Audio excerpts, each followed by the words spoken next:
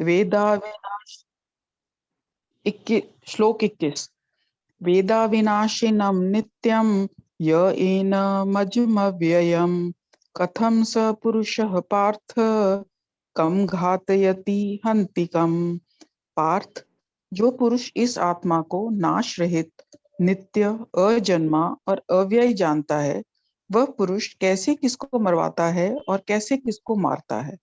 आत्मा के लिए अविनाशी, अजन्मा, नित्य आदि शब्दों की यहाँ पुनरावृत्ति है, लेकिन यह पुनरावृत्ति एक प्रेरणा के लिए है।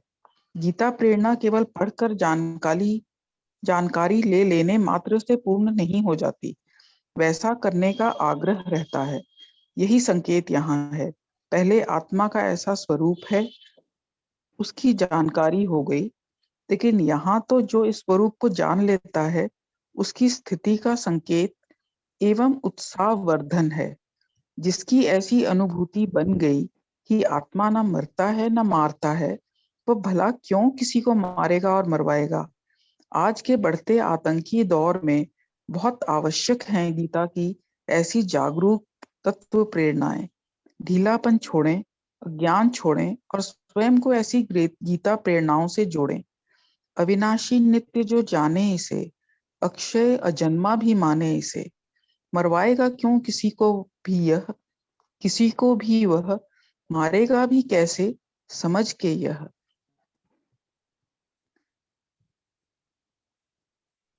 अच्छा, श्लोक नंबर 22। वासांसि जीर्णानि यथा विहाय नवानि गृह्णाति नरोपराणि तथा शरीराणि विहाय जीर्णान्यन्यानि संयाति नवानि देहि।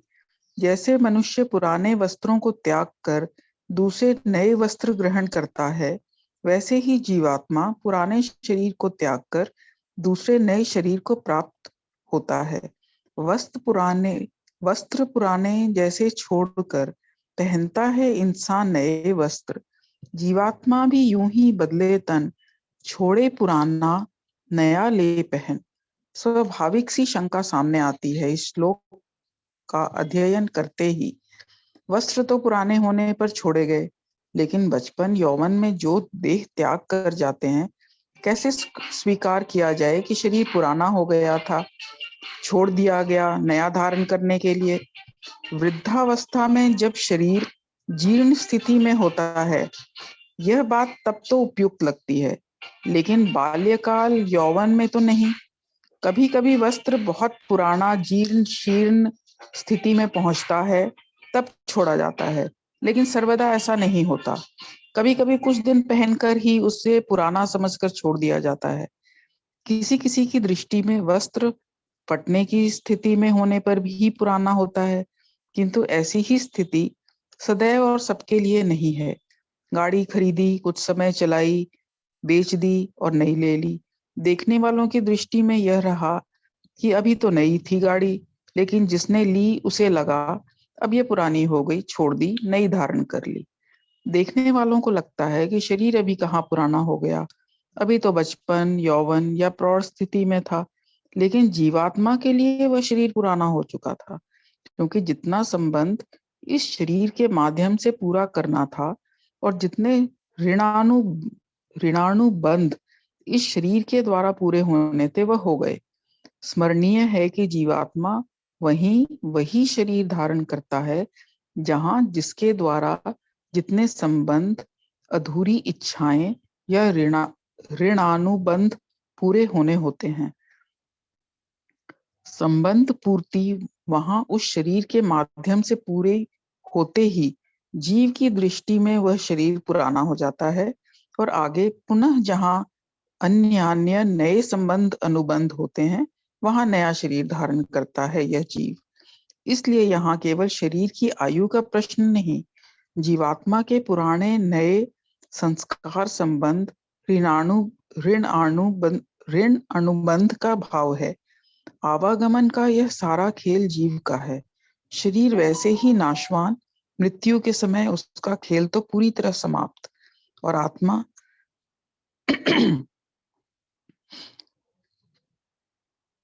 23वां और 24वां इकट्ठा पढ़ूंगी मैं। अंजू जी नहीं, का इस श्लोक की बात कर रहे थे। अंजू जी, अच्छी व्याख्या रही ना इस श्लोक की। इसके अंदर जो मन में आ रहा था कि हमेशा ऐसे तो नहीं होता कि पुराने वस्त्र हो जाने पर ही हम उसे बदलते हैं। यहाँ पर इन्होंने बहुत अच्छी इसकी व्याख्या करी है। बहुत ही अच्छी, हाँ, इसकी बहुत ही अच्छी एक्सप्लेनेशन है इसमें।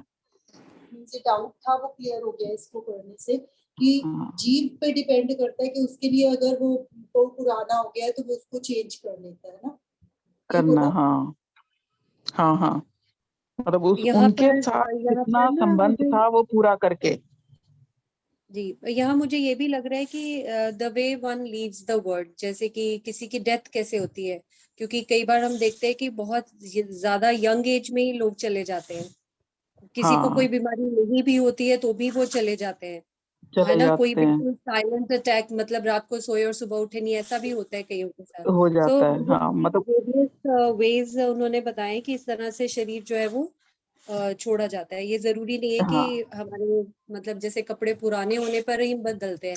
कई बार हमारे कपड़े हाँ, पुराने होते हैं लेकिन वो हमें इतने अच्छे लगते हैं, इतने कंफर्टेबल लगते हैं, हम उनको पहनते ही रहते हम हैं उनको, बार बार। हाँ बिल्कुल बिल्कुल बिल्कुल, हाँ इस कॉन्टेक्स्ट में आत्मा भी का मुझे लगता है ये जितना चीज देर है। का काम है उतनी देर जी आत्मा ये शरीर ग्रहण करेगी और उसके जी बाद में हाँ, छोड़ देगी।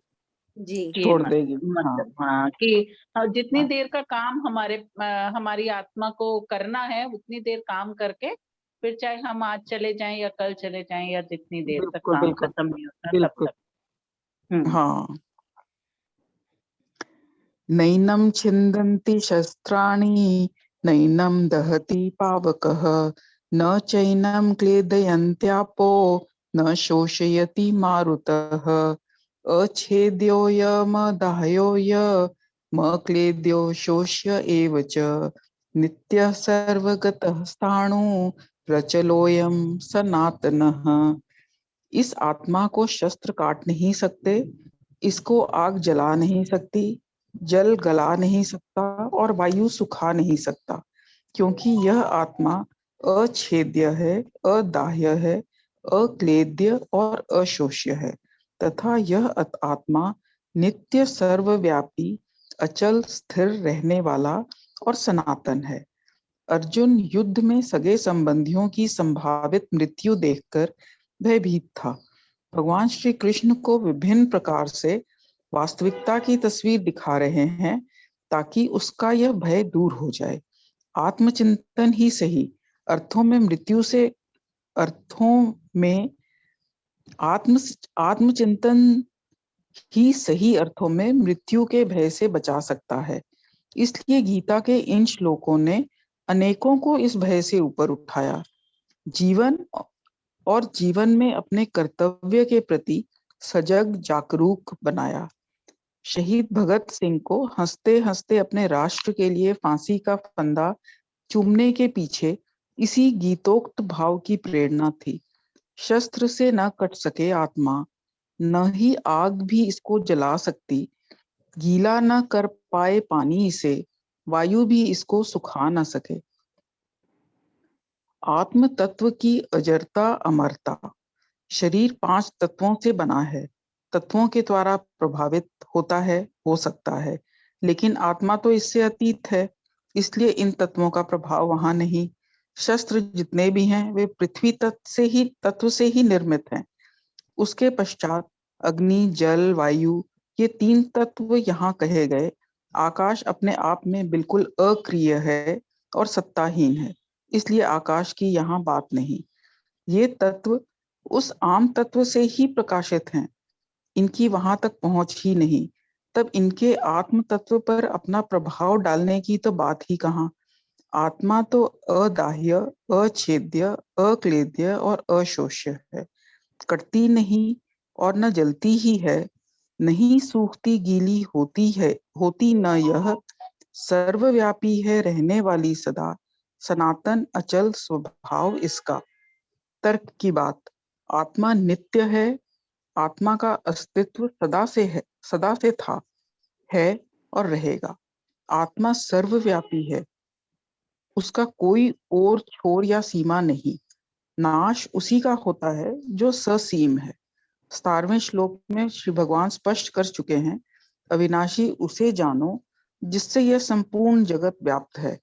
अचल, स्थिर और सनातन है आत्मा।